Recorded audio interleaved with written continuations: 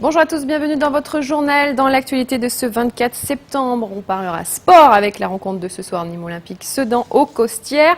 On parle économie avec Bouge-toi l'entreprise, un forum organisé par le MEDEF. Et on parlera également culture avec la saison qui débute au théâtre Christian Liger. En ouverture de ce journal, on parle sport et football avec le deuxième match de la semaine aux Costières pour les Crocos.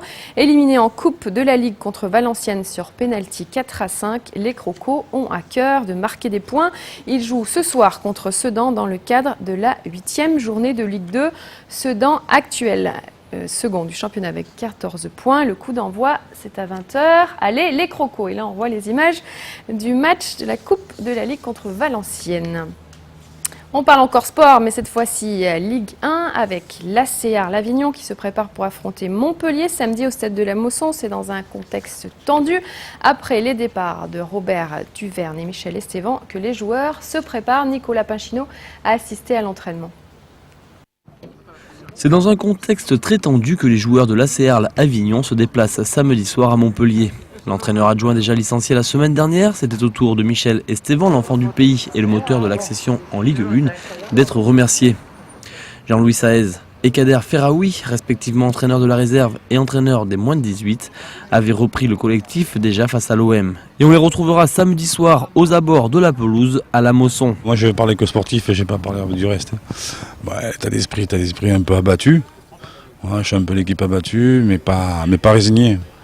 Je pense que l'état d'esprit est lié, l'envie est liée. Voilà, maintenant il ne manque pas grand-chose, il manque un but pour un peu dépuceler tout ça. Kader Ferraoui connaît bien le MHSC. Il y a joué plus de 10 saisons et même remporté une Coupe de France en 90. Samedi, vous allez à Montpellier, c'est pas très loin, c'est peut-être pas forcément un derby, mais ça pourrait l'être. Non, je pense pas. Le derby ici, c'est Marseille. À partir de là, à Montpellier, on y va pour faire, que ce soit Montpellier ou ailleurs, on y va essayer pour essayer de ramener quelque chose. Même si la victoire semble difficile, le premier but serait le bienvenu pour en finir avec cette terrible spirale que connaît le club depuis le début de la saison. Oui, c'est chez moi et puis c'est contre mon ami que j'estime beaucoup. Votre ami, vous lui prendrez 3 points, quoi. S'il n'en avait pas besoin, j'aurais bien demandé qu'il me les donne. Marcel Salerno, le Montpellierin d'origine, soufflerait un peu si Loulou Nicolin lui laissait les 3 points du match. Et c'est pas si simple, il va falloir mouiller le maillot pour espérer marquer les premiers points du championnat. Dernier du classement avec 0 points, l'AC Arles-Avignon aurait bien besoin d'une victoire pour se relancer et garder le moral. Rendez-vous demain samedi, stade de la Mosson face à Montpellier. On parle entreprise avec Bouge-toi l'entreprise. 400 décideurs étaient attendus, 650 sont venus. Ce forum organisé à Nîmes par le MEDEF, Languedoc-Roussillon et le MEDEF Gare s'ouvre aux entrepreneurs de la région autour d'ateliers sur les problématiques de l'entreprise. Entrepreneurs et acteurs économiques ont débattu sur différents thèmes comme innover, c'est vivre, comme trouver le bonheur dans l'entreprise, comment trouver le bonheur d'entreprise ou encore quel patron demain. Alain Bellon a assisté à ces débats. 645 chefs d'entreprise du Languedoc-Roussillon ont participé à la première édition de Bouge-toi l'entreprise, organisée par le MEDEF Languedoc-Roussillon et Gardois, en partenariat avec la Directe.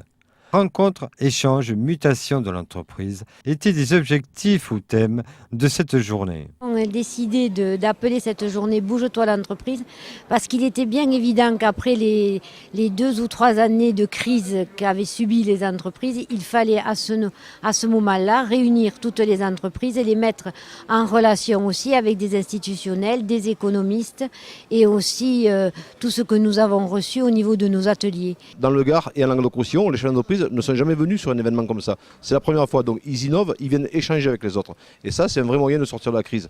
C'est de confronter donc ces idées, donc confirmer donc certaines pistes, etc. Et je crois que ça, c'est la vraie innovation. Et là, aujourd'hui, on a vu des chefs d'entreprise faire cette démarche. C'est encourageant pour l'avenir. On voit bien qu'au niveau de grands groupes, il y a eu un redémarrage, donc on sent un frémissement. Le Languedoc-Roussillon est donc composé essentiellement de PME, donc nous n'avons pas du tout le même type d'entreprise qu'en Rhône-Alpes ou en PACA, par exemple. Et là, donc, on a vraiment assisté à quelque chose de fort aujourd'hui. Économistes et hommes politiques sont venus écouter ou présenter la situation actuelle, ainsi que la perspective de l'entreprise en 2020. Dans la période récente, la France a décroché. Elle a décroché d'un point de vue industriel, avec l'accélération de la désindustrialisation. Elle a décroché du point de vue commercial avec une baisse très forte de ses parts de marché. Elle a même décroché en matière scientifique et technique avec une baisse de son effort de recherche et développement par rapport à sa richesse, contrairement à tout ce qu'on dit. Mais en même temps, le fait de dire ça, ce n'est pas verser des larmes ou sombrer dans le pessimisme, c'est dire simplement qu'il faut se ressaisir, il faut rassembler, concentrer ses efforts et en même temps mettre en valeur le patrimoine français qui est absolument considérable. Nous continuons à avoir les plus belles marques du monde, nous continuons à avoir un portefeuille d'activités très diversifié. Nous sommes à la fois un pays industriel, agricole, de tourisme, un pays à forte empreinte culturelle, nous sommes un pays à forte natalité, nous sommes un pays très attractif par ses équipements, etc. Donc nous avons beaucoup d'atouts, il faut cesser de les gaspiller, il faut au contraire les mobiliser. Le monde change à une vitesse tout à fait impressionnante et puis les entreprises doivent se construire sur des valeurs sociétales, sociales, environnementales. Il faut s'adapter en permanence, il faut répondre parfois à l'inquiétude, voire à la souffrance des salariés dans le domaine du travail. Il faut gagner des parts de marché dans un monde qui change avec un transfert des richesses de l'Occident vers la Chine ou l'Inde par exemple. Donc il faut s'adapter et en même temps le long terme est indispensable pour nos sociétés, pour nos collectivités, pour les entreprises. Et il faut réfléchir sur les grandes évolutions des 10 ans qui viennent. Donc cette date est importante pour les entreprises comme pour notre pays. À Bouge-toi, l'entreprise organisée à Nîmes et en parallèle Bouge-toi, l'église des moines et moniales de Saint-Joseph ont participé au forum du MEDEF à Nîmes que l'on vient donc de traiter. Ils lancent une campagne de mécénat auprès des entreprises régionales pour la construction de leur monastère. Alain Bellon les a rencontrés. Les chefs d'entreprise sont d'abord étonnés de voir qu'il y ait un monastère qui soit présent, qui est un stand dans l'enceinte de l'organisation du MEDEF et du rassemblement du MEDEF, et d'avoir cette campagne de mécénat à l'adresse des chefs d'entreprise. Donc d'abord la surprise et puis après l'intérêt, parce qu'ils trouvent le projet innovant, ce qui correspond vraiment au thème de la journée, et un projet qui a des valeurs. C'est-à-dire qu'aujourd'hui, pour une entreprise qui voudrait faire du mécénat, ils vont investir dans de la pierre, dans un monastère qui va durer plusieurs siècles. C'est un peu un pôle spirituel, un pôle où les gens pourraient venir se ressourcer, un lieu source pour des chefs d'entreprise qui pourront après, pour ceux qui vont participer, acheter une arche du monastère par exemple, qui pourront venir en séminaire ou en réunion d'entreprise sur le lieu même qu'ils ont contribué à construire. Et autre projet innovant, on parle recherche maintenant avec la Serfel, station d'expérimentation de fruits à noyaux de la façade Méditerranée, basée à Saint-Gilles. La Serfel travaille actuellement en présence de délégations européennes à la régulation de l'utilisation de produits phytosanitaires. L'entreprise innove pour améliorer la qualité des fruits et légumes et ce, dans un meilleur respect de l'environnement. Compte rendu de ces recherches avec Virginie Novales et Franck Chassagnon. Il faut utiliser les produits phytosanitaires pour respecter l'environnement. Le message est clair, Jean-Luc Brial, directeur de la station d'expérimentation régionale pour les fruits et légumes située près de Saint-Gilles, dévoile à une vingtaine de producteurs étrangers les dernières expérimentations réalisées au centre. C'est la première fois que nous réunissons des stations de l'Europe sur le site du Mazdasport à la Serfel. Alors pourquoi l'objectif, bien sûr, c'est d'échanger entre équipes techniques, entre chercheurs qui travaillent finalement les mêmes sujets et aller au-delà des différences, des spécificités de chaque pays ou chaque région pour essayer de travailler en réseau et être plus efficace dans l'innovation sur les fruits et légumes. Des échanges de savoir-faire entre les pays producteurs qui devraient permettre à terme de cultiver des fruits de meilleure qualité tout en réduisant au maximum les traitements. L'objectif de cette réunion, de cette commission aujourd'hui, c'est d'identifier, de parler des priorités de recherche et notamment sur la utilisation les moyens d'utilisation des phytosanitaires dans les vergers. Après avoir échangé avec l'Espagne et la Catalogne, la délégation française doit rencontrer prochainement les producteurs italiens, portugais et grecs. Allez, on parle santé maintenant. Mardi s'est déroulée la journée mondiale d'Alzheimer.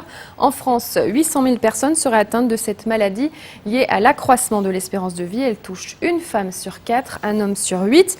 La particularité de la maladie d'Alzheimer est qu'elle touche le malade et collatéralement toute la famille, d'où la nécessité de mettre en place un réseau d'aide, comme nous l'explique Olivier Michel.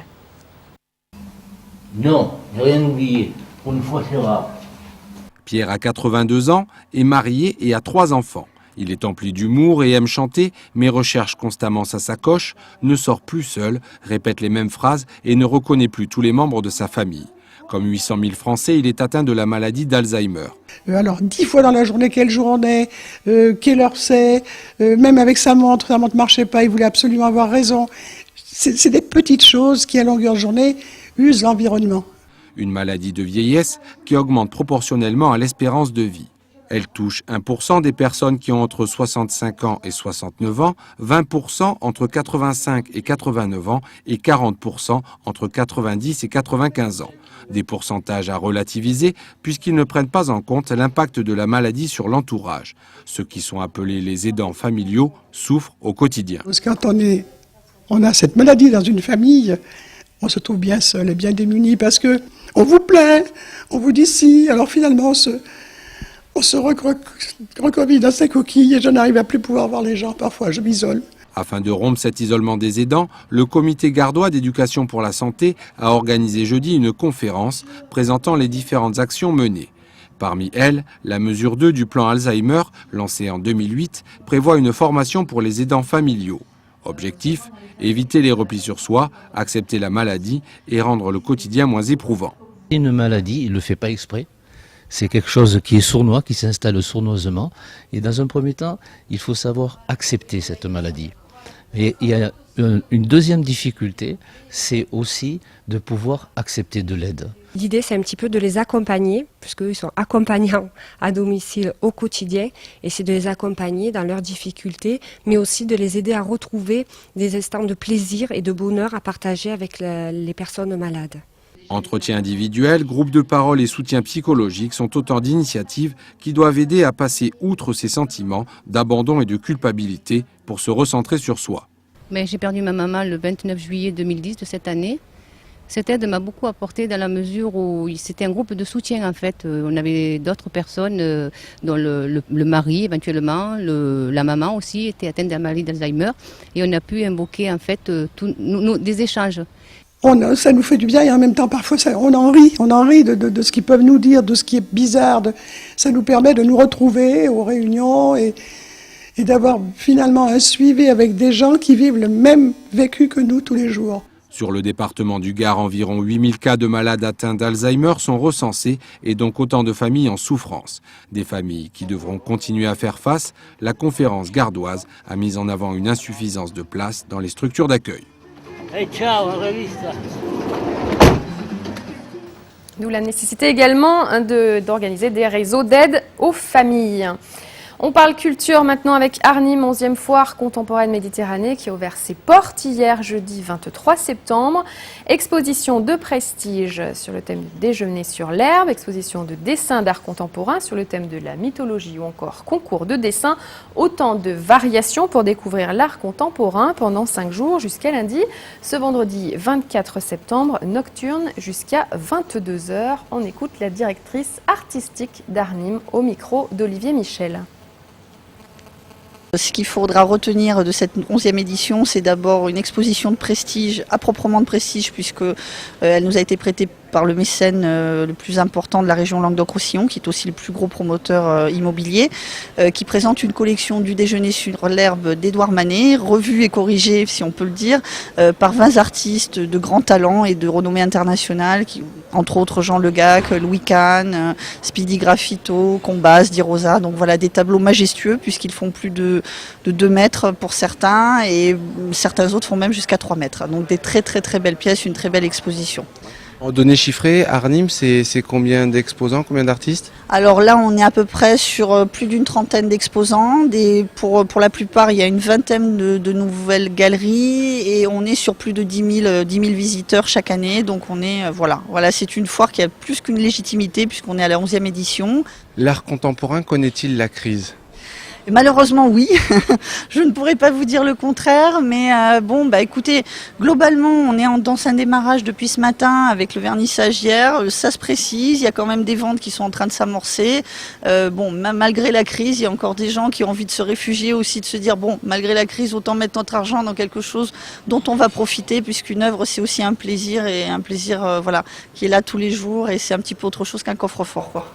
Voilà, Arnhem, ce vendredi 24 septembre, nocturne jusqu'à 22 h. La clôture, c'est lundi à 18 h. Et des expositions, vous pourrez en profiter tout au long du week-end, puisque samedi et dimanche Arnhem ouvre jusqu'à 20h. On continue avec toujours de la culture et cette fois-ci du théâtre. Le théâtre Christian Liger qui ouvre sa saison ce week-end avec un spectacle gratuit. Pièce courte, c'est le nom du spectacle présenté par Mélodie Gonzalez. Un mélange de musique, de danse et de théâtre qui réunit sur scène deux générations, le père et la fille. Nicolas Pinchino les a rencontrés. Mélodie Gonzalez, jeune artiste franco-américaine, danseuse, chorégraphe et aujourd'hui metteur en scène, avait très envie de jouer sur scène avec son père, le très nîmois Chris Gonzalez. Et c'est ainsi que le duo père-fille s'est retrouvé sur la scène du théâtre Christian Ligier en spectacle d'ouverture de la saison 2010-2011 ce samedi 25 septembre. Nous les avons rencontrés lors des derniers réglages et ajustements de la pièce. Je crois qu'on s'était entendu, Mélodie et moi, pour partir de quelque chose qui serait de l'ordre des sons et des gestes quotidiens et de les amener par l'imaginaire, en quelque sorte de les transformer par l'imaginaire, quoi. Et c'est vrai que là c'est la première vraiment création en collaboration, quoi. Et oui, depuis qu'elle a grandi, ouais. Non, parce que ça fait longtemps que, avant je l'amenais à la danse, au cours de danse, quand elle avait 6-8 ans. Et voilà, et bon, puis on s'était dit quand même un jour on fera quelque chose ensemble, musique et danse, quoi.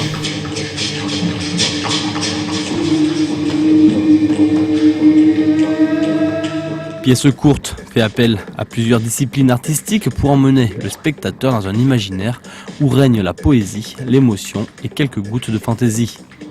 Père et fille n'ont pas encore de tournée prévue pour cette pièce, mais l'idée pourrait bien finir par être une réalité.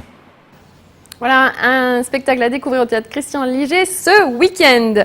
Et Télémiroir, le programme à suivre. Vous pourrez revoir l'Aglo au rythme du jazz édition 2010 tout le week-end en rediffusion. C'est l'émission de ce vendredi pour découvrir tout le programme du festival de jazz avec Pierre-Paul Castelli. Vous pourrez également le voir sur la Freebox. Comme vous le savez, Télémiroir est sur la Freebox sur le canal 225 depuis quelques jours et également sur la 9box sur le canal 360. De quoi revoir toutes vos émissions le plus souvent possible en multidiffusion, Noir et Blanc, Tendido Sud, Miroir des Sports, Territoire ou encore le Forum. Bon week-end à tous sur Télémiroir et à lundi pour Miroir des Sports.